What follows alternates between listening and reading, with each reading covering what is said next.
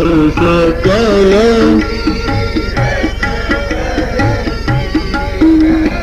कलुष अनेक दल नर धीरा कलुष अनेक दल नर संगम सिंहासन सुठी सोहा संगम वासन सुठी सो संगम सिंहासन सुची सोहा सिंहासन सुची शत्रु अखय बटु मुनि मनमोहा शत्रु अखय मुनि मन चंवर जमुना गंग तरंगा चंवर जमुना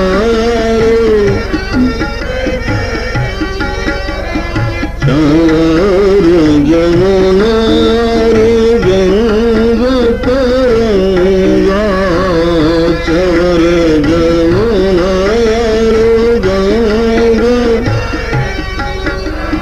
देखी हानि दुखदारी भंगा देखी दुखदारी देखी हानि दुखदारी भंगा देखी हानि सेवाहि सुकृति साधु सुचि सेवाहि सुकृति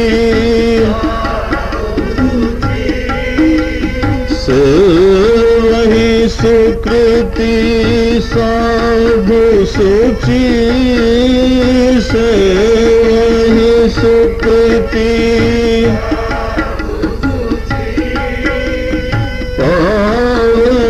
सब मन काम पावनि सब मन काम पावनि सब मन काम पावनि सब मन काम वंदे वेद पुराण गण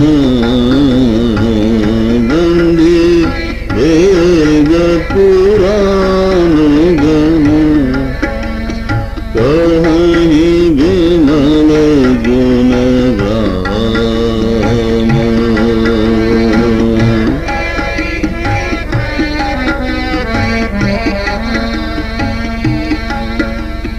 को कहि सकई प्रयाग प्रभाव को कहि सकई कलुष कुंज कुंजर गराव कलुष कुंज कुंजर तीरथ पति देखि सुहावा तीरथ पति देखि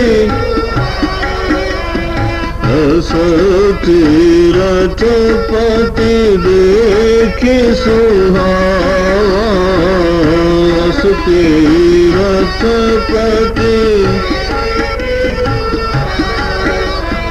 सुख सागर रघुवर सुख पावा सुख सागर रघुवर सुख पावा कहि सिय लखन ही सखहि सुनाई, लखन ही सखहि सुनाई। श्रीमुख तीरथ राज बढ़ाई, श्रीमुख राज बढ़ाई। हरि प्रणाम देखत बन भागा,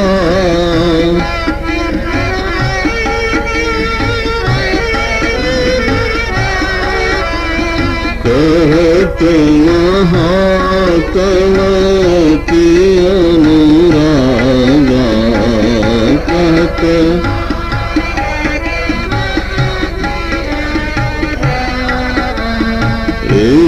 विधि आई बिना की देनी, विधि आई सुमिरत सकल सुमंगल देनी, सुमिरत सुमंगल मुंदित नहाई कीन शिव सैया,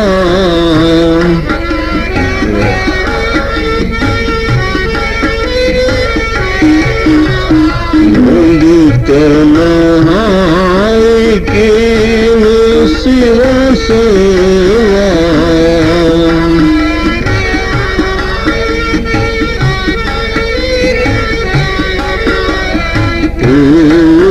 जथा विधि तीरथ देवा, पूजी जथा विधि तब प्रभु भरद्वाज पहियाए, तब प्रभु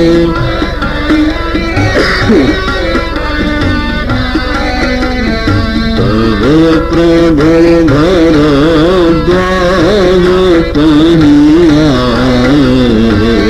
तब प्रभु भरद्वाज पहियाए।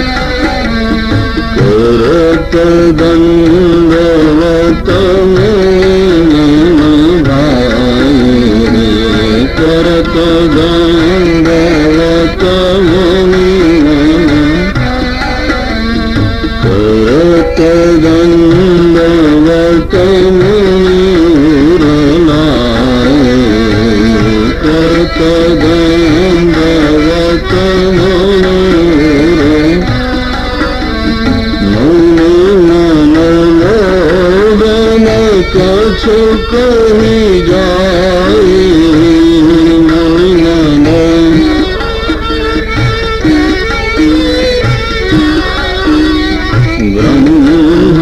ब्रह्मानंद राशि जन पाई, ब्रह्मानंद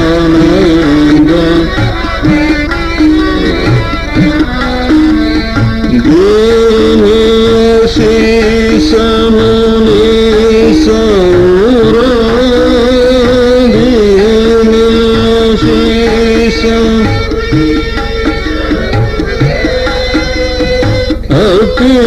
अकिरनंद सुजानी, अकिरनंद सुजानी।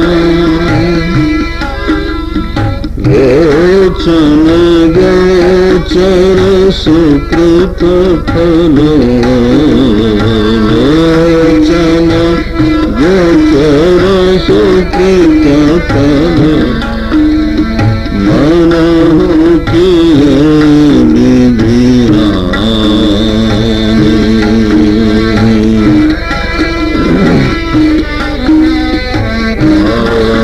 सियावर रामचंद्र की जय, पवन सुत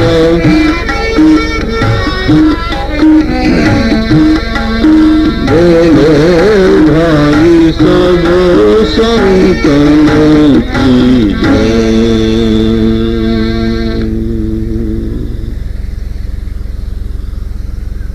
ते दिन भयो बिटप कर बासो,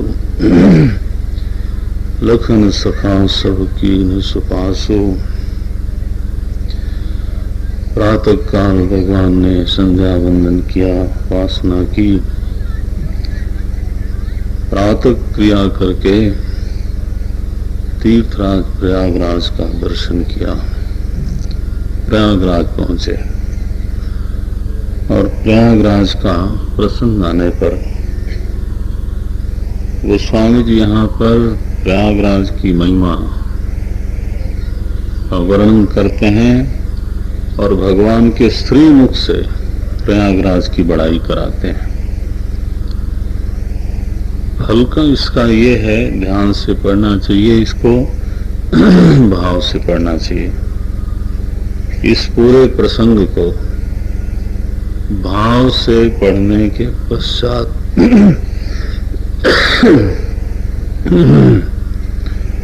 चित्त में यदि श्री प्रयागराज का स्मरण हो जाए तो गोस्वामी जी यहाँ फलश्रुति बताते हैं, सुमिरत सकल सुमंगल देनी, यही विधि आई बिलोकी बेनी। सुमिरत सकल सुमंगल देनी, स्नान से नहीं, सुमिरत स्मरण मात्रेण। इसलिए गोस्वामी जी ने विस्तार से श्री प्रयागराज का यहाँ पर वर्णन किया, उल्लेख किया। सचिव सत्य प्रयाग राजा हैं, तीर्थों के सम्राट हैं, तो उनका कोई मंत्री भी होना चाहिए, कोई रानी भी होनी चाहिए, कुछ मित्र भी होने चाहिए, कुछ शत्रु भी होने चाहिए, कुछ किला भी होना चाहिए, गढ़ भी होना चाहिए, सेना भी होनी चाहिए, हाँ, छत्र भी होना चाहिए, चमर भी होनी चाहिए। जब राजा हैं तो राजा किस बात के लिए सब ना हो तो ऐसे तो नामधारी राजा है ना, जनरल विदाउट आर्मी। कोई अपने आप को जनरल कहता है, सेना एक नहीं, जनरल विदाउट आर्मी।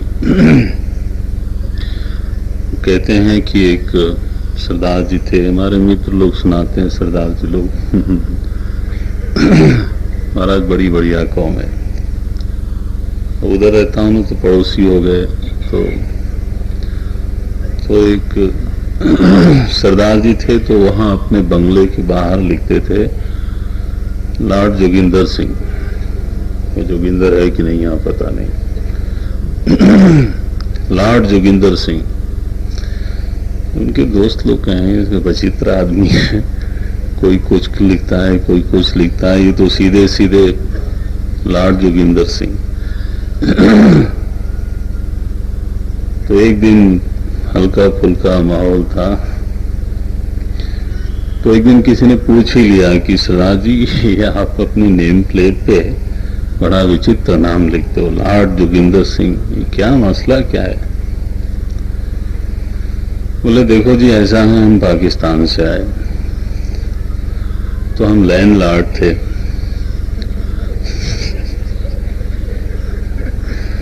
तो लैंड वहां रह गई, तो लॉर्ड इधर आ गए।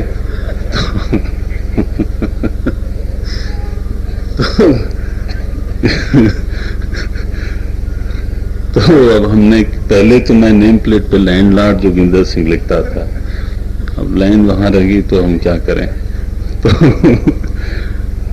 महाराज ऐसा अगर कोई अपने को लाड वाड करता हो तो फिर वो बात अलग है, लेकिन चूंकि तीर्थराज प्रयागराज हैं, राजा हैं, तो फिर राजा के जीवन में जो जो होना चाहिए वो सब होना चाहिए। राजा का सचिव, रानी, गढ़, शत्रु, मित्र, है ना, चंवर डुलाने वाला कोई, ये सब तो पूरे रूपक का यहाँ वर्णन है। और मैं यहाँ पे समापन करूंगा, करना ही पड़ेगा, क्योंकि कल मैंने थोड़ा एक्सीड किया। भोग लगने का टाइम होता है, उसमें अपराध हो जाता है, देर नहीं हो सकती। तो भगवान ने भी वहां समय सीमा रेख खींच रखी है कि तुम बेटा आगे बढ़ नहीं सकते। हाँ, दे स्टार्ट क्राइंग। अगर शब्दों को छोड़ करके आगे बढ़ने लगते हैं तो वहां से महाराज चीखें सुनाई पड़ती हैं। क्या बातचीत होती है, चुपके से सुनेंगे। भगवान और ऋषि के बीच में जो संवाद होता है उसको धीरे से छुप के, है ना, सुनेंगे। और काम काम की चीजें, ते दिन भयो विटपतर वासु, लखन सखा सब कीन सुपासु, प्रात प्रात करे, प्रात प्रात कृत करि रघुराई, तीर्थ राज दीख प्रभु जाई। भगवान श्रृंगवेरपुर के उस पार उतर करके श्री प्रयागराज की यात्रा में एक दिन बीच में विश्राम करते हैं। केवट ने और निषाद राज ने, लक्ष्मण जी ने प्रबंध किया शयन का, सुव्यवस्था की। जो भी प्राप्त संसाधन थे उसमें भगवान के विश्राम की सारी व्यवस्था कर डाली। कहते हैं लखन सखा सब कीन सुपासु। प्रातः काल की वेला में संध्या वंदन करके भगवान तीर्थराज प्रयाग पहुंचते हैं। दर्शन किया, तीर्थराज दीख प्रभु जाई। हिंदुस्तान में श्री प्रयागराज को तीर्थराज कहलाने का गौरव प्राप्त है। समस्त तीर्थों के ये सम्राट हैं, राजा हैं। तो राजा हैं तो फिर राजा की सारी, राज्य के सारे अंग उनके पास होने चाहिए। गोस्वामी जी रूपक देते हैं, तीर्थराज प्रयाग के सचिव कौन? सत्य, सत्य सचिव।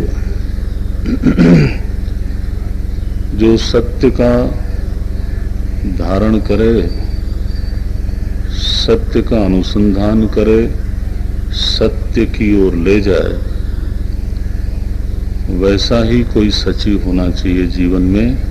वही सुमंत्र होना चाहिए, वही सलाहकार होना चाहिए, और तभी धर्म की रक्षा होती है। जो लोभ के कारण सत्य का परित्याग करने वाला सचिव है, वो राजा की रक्षा नहीं करता, राज्य की भी रक्षा नहीं करता, व्यक्ति की रक्षा नहीं करता, व्यक्ति के धर्म की भी रक्षा नहीं करता। सचिव सत्य, श्रद्धा प्रिय नारी। तीर्थराज प्रयाग की महारानी कौन है? बोले श्रद्धा। जो प्रयाग क्षेत्र में श्रद्धा का वातावरण है वो उनकी महारानी है, प्रिय नारी। माधव सरिस मीत हितकारी। भगवान विष्णु जो संगम के पास ही आजकल कह लीजिए किले में विराजमान हैं, वो तीर्थराज प्रयाग के मित्र हैं। कोष पूरी तरह से भरा हुआ है, ये कोई दरिद्र सम्राट नहीं है। बड़े समृद्ध राजा हैं। चारि पदार्थ भरा भंडारू, अर्थ धर्म काम मोक्ष, ये 4 पदार्थ जीवन के माने जाते हैं। तो इनसे प्रयागराज का कोष भरा हुआ है। जिसको जो चाहिए वो अपने यत्न के अनुसार, उद्यम के अनुसार, साधना के अनुसार प्राप्त कर सकता है। पुण्य प्रदेश देश अति चारु। कैसा देश है? पुण्य प्रदेश। पवित्रता का वातावरण पूरी तरह से श्री प्रयागराज के आसपास विद्यमान है। बड़ा सुंदर देश है। और ये जो प्रयागराज हैं, अगम गढ़ है इनके पास। क्षेत्र अगम गढ़ गाढ़ सुहावा। राजा के पास किला होना चाहिए तो अगम दुर्गम दुर्ग है। दुर्ग का अर्थ ही होता है दुखे न गंतुम शक्य है यत्र। जहां पर कष्टपूर्वक जाया जा सके उसको बोलते हैं दुर्ग। तो किसके लिए दुर्गम क्षेत्र है ये? सपने हो नहीं प्रतिपक्षिन पावा। तो प्रतिपक्षी इनका अधर्म है, पाप है। तीर्थराज का शत्रु कौन? बोले पाप, अधर्म। स्वप्न में भी इस प्रदेश में वह अपना पांव नहीं पसार सकता।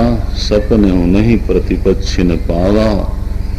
सेना क्या है? सारे हिंदुस्तान के जितने तीर्थ हैं, बल्कि आपके ये विश्व के जितने तीर्थ हैं, वे सब की सब तीर्थराज की सेनाएं हैं। मारते किसको हैं?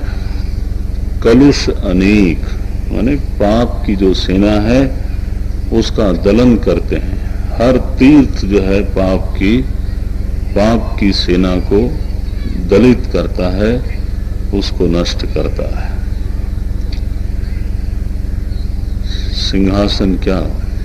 प्रयागराज कहाँ विराजते हैं, कहाँ बैठते हैं? बोले जहां गंगा यमुना सरस्वती का संगम है, जहां दोनों नदियां प्रत्यक्ष रूप से मिलती हैं और गुप्त रूप से सरस्वती जी मिलती हैं, वह जो संगम स्थल है वह सिंहासन है। उस पर श्री प्रयागराज विराजते हैं। संगम सिंहासन सुठी सोहा। छत्र क्या? छत्र अखैवट मुनि मन मोहा। चमर भी कोई जो डुलाने वाला होना चाहिए। तो सिंहासन तो बिल्कुल मध्य में हो गया, और गंगा जी की जो तरंगे हैं एक तरफ, यमुना जी की तरंगे दूसरी तरफ, वो मानो चमर डुलाती है। चमर जमुन और गंग तरंगा, देखी हो ही दुख दारिद भंगा। से वही सुकृति साधु सूची, पावही सब मन काम। जो पुण्यात्मा लोग हैं, साधु पुरुष लोग हैं, वो इस देश प्रदेश का सेवन करते हैं और उनको उनकी सारी मनोकामना पूरी होती है। राजा के बंदी भी होते हैं जो उसका गुणगान करते हैं। तो लिखा यहाँ पर बंदी वेद पुराण गण। वेद पुराण ये बंदी हैं, ये श्री प्रयागराज की महिमा का नित्य गायन करते रहते हैं। ऐसा भगवान श्री राम ने लक्ष्मण जी को, जानकी जी को, निषाद राज को प्रयाग के बारे में सुना डाला। को कही सकई प्रयाग प्रभाव, कलुष पुंज कुंजर मृगराऊ, अस तीरथपति देखि सुहावा, सुख सागर रघुबर सुख पावा। सुख सागर रघुबर सुख पावा, कही सिय लख नहीं सखही सुनाई। श्रीमुख तीर्थ राज बढ़ाई, अपने श्रीमुख से भगवान ने तीर्थराज प्रयाग की बड़ाई करी है। देखिए, धर्म में धर्म के कई अंग होते हैं। वैसे तो एक प्रचलित होता है कि धर्म चतुष्पाद होता है, इसलिए धर्म को वृषभ भी बोलते हैं, है ना। भगवान भूत भावन चंद्रशेखर भगवान के जो की सवारी जो है वो नंदी भगवान है, वो वृषभ है। वस्तुतः तो वो धर्म के ही प्रतीक हैं। धर्म पर ही आरूढ़ होकर के भगवान शंकर चलते हैं, आते जाते हैं। जहां धर्म की सवारी न हो तो भगवान शंकर आते जाते नहीं, कैसे जाएं? ये जो हमारे यहाँ पुराणों में कभी कभी इस तरह की बातें लिखी जाती हैं, कभी कभी क्या लिखी ही जाती हैं, तो वो हंसने के लिए नहीं लिखी जाती, बल्कि हमारी बुद्धि को थोड़ा कुरेदने के लिए लिखी जाती हैं कि आफ्टर ऑल कोई गरुड़ पे चढ़ के चला आ रहा है, कोई हंस पे, कोई बैल पे, है ना, और तो और कोई चूहे पे। और वो चूहा जिसकी सवारी है वो सबसे भारी है। लंबोदरः, भगवान विघ्न विनायक इतने विशाल काय, तो उनकी सवारी तो क्या बनाई, तो चूहा बनाया। कोई मोर पे बैठता है, कोई कुछ कोई कुछ। तो ये जो बातें हैं ये हमारे ऋषियों ने जिस रूप में रखी हैं तो हमारे चिंतन के लिए रखी हैं। गुरुदेव कहा करते थे कि हमारे यहाँ दर्शन की प्रधानता रही, तो दर्शन नाट्य में भी अभिव्यक्त हुआ, संगीत में भी अभिव्यक्त हुआ, नृत्य में भी अभिव्यक्त हुआ और चित्र में भी अभिव्यक्त हुआ। तो we had a pictorial philosophy in picture. तो अभी तो हम सबकी बात तो नहीं करेंगे। वैसे गरुड़ का एक अर्थ होता है शब्द संस्कृत में, और भगवान विष्णु शब्द पर आरूढ़ होकर के ही हमारे हृदय में आते हैं। नहीं, हमारे घर में, हमारे असली घर में, हमारे हृदय के आंगन में परमात्मा का आगमन होता है शब्द के सहारे ही। जब गुरु मुख से, समर्थ आचार्य के मुख से हम श्रवण करते हैं तो उसी शब्द पर आरूढ़ होकर के, उसी शब्द के माध्यम से परमात्मा हमारे हृदय में प्रकट हो जाता है। इसलिए भगवान विष्णु को कहा गरुणारूढ़ विष्णु व्याप्नोति इति विष्णु। और कोई तरीका नहीं, जो सर्वव्यापक है उसका आना जाना कैसा? विष्णु भगवान का संस्कृत में अर्थ क्या होता है? व्याप्नोति इति। तो जो व्यापक है उसको सवारी की आवश्यकता क्या है? हाँ जी, चिंतन नहीं करें तो it becomes laughable for so called educated people. वो सो कॉल्ड लगाया मैंने थोड़ा सा, है ना।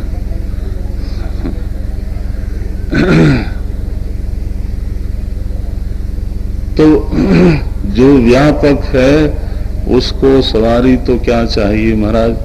शब्द के द्वारा वह हमारे हृदय में प्रकट होता है, प्रकटन का माध्यम बनता है शब्द, इसलिए शब्द को उसकी सवारी बोलते हैं। तो ये तो दर्शन की बात हुई। भगवान शंकर धर्म पे आरूढ़ होकर के आते हैं। भगवती दुर्गा साक्षात शक्ति हैं, बल की प्रतीक हैं, तो उनकी सवारी जो बल का सबसे, पौरुष का सबसे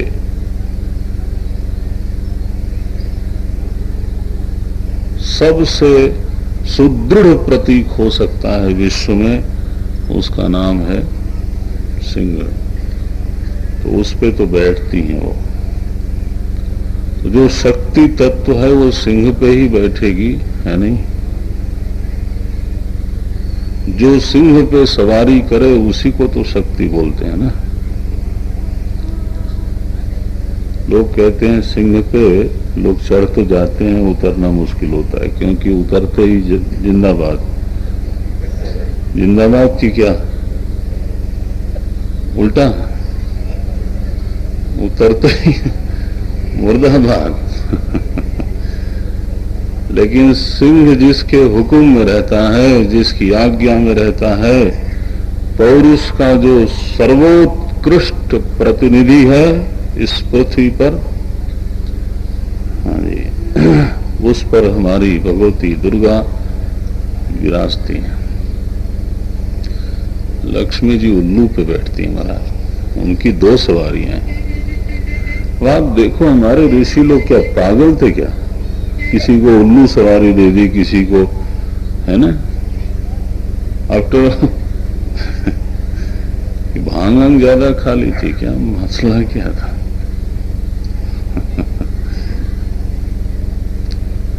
भगवान विष्णु के साथ जाती हैं लक्ष्मी जी तो गरुड़ पे चढ़ के जाती है, अकेले जाती हैं तो उल्लू पे चढ़ के जाती है। बिना नारायण के लक्ष्मी अगर घर में आ जाए तो महाराज उल्लू बना देती है। बिना उल्लू बनाए हमको छोड़ती नहीं। उल्लू अंधकार प्रिय होता है, और हमारे जीवन में लक्ष्मी बिना नारायण के आ जाए तो हमारे जीवन में प्रकाश नहीं रहता। हम ये भी नहीं पहचानते कि ये भाई है। आत्मा की बात छोड़ो, है जी, परमात्मा की बात छोड़ो, हम यही नहीं पहचानते कि ये भाई है, ये पिता है, ये भगिनी है, ये पत्नी है, कुछ भी नहीं दिखाई देता, सबको धोखा देते हैं। नहीं तो ये उल्लू नहीं तो और कौन है? जो संबंधों को भी पहचानना छोड़ दे, कर्तव्य की पहचान तो बड़े दूर की बात है, धर्म की पहचान, धर्म के मर्म की पहचान तो दूर की बात है, और आत्मा की तो वार्ता भी न कुर्यात। हाँ, वार्ता भी मत करो। आंख पर पट्टी बन जाती है महाराज। लोग बोलते हैं मुहावरा, इनकी आंखों पर आजकल पट्टी बंधी है। तो भाई आंखों पर पट्टी बंधी है तो क्या बोलते हैं उसको?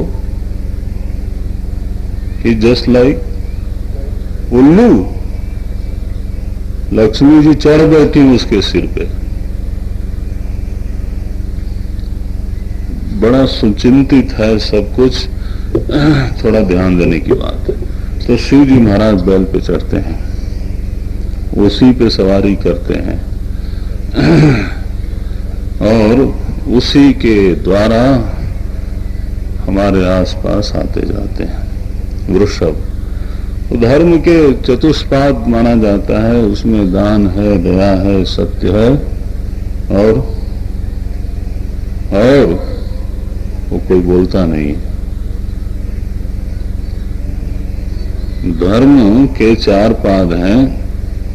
श्रीमद् भागवत में लिखा, कलयुग में एक ही पाद रह जाता है। क्या है वो? दान। वो 4 पाद कौन है? मैंने 4 बोल दिया, मुझे आता नहीं। सत्य, दया, दान, हाँ, तप, यस, तप, ये 4 पाद हैं। तो एक तरीका ये है समझने का धर्म को। दूसरा ये है कि यह जो हमारा धर्म है वो किन स्तंभों पे टिकता है। कोई भी धर्म ले लीजिए, उस धर्म में सामूहिक श्रद्धा स्थल होता है। उसको हमारे यहाँ मंदिर कहा जाता है, किसी के यहाँ मस्जिद कहा जाता है, किसी के यहाँ चर्च कहा जाता है। कुछ कुछ नाम भले होगा, लेकिन वो क्या है? सामूहिक प्रार्थना स्थल है। कोई भी धर्म ऐसा नहीं है जिसके पास ये न हो।